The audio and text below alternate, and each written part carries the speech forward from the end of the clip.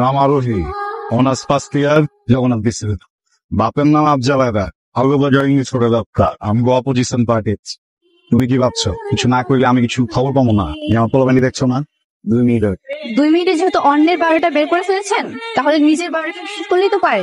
এই গুন্ডামি মাস্তামি না করে ভালো করে গেলেও তো পারে। গরিব কত রাস্তায় লাশ পড়ে থাকবে, কেউ দেখতেও আসবে না। কি করবো, গলায় বাজে থাকে কথা। বাইরে লাজ করবো, এত বড় কলিজার পাটাকারও আছে। কি করুন ক, দেখার মানুষই তো না একটা। আমাকে কেন ফলো করছেন? ফলো করতেছি না তো,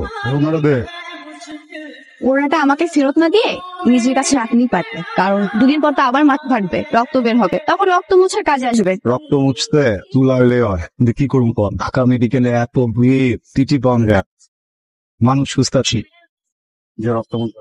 ঢাকা মেডিকেলে মানুষ পাবেনও না। আপনি একটা কাজ করেন, আপনি গুলিস্তান যান। গুলিস্তানে অনেক মানুষ রয়েছে ফুটপাতে, তারা আপনার ট্রিটমেন্টটা করে দিতে পারবে। কথার উত্তর কোন জায়গায় বলছে না, করতে পারলাম না।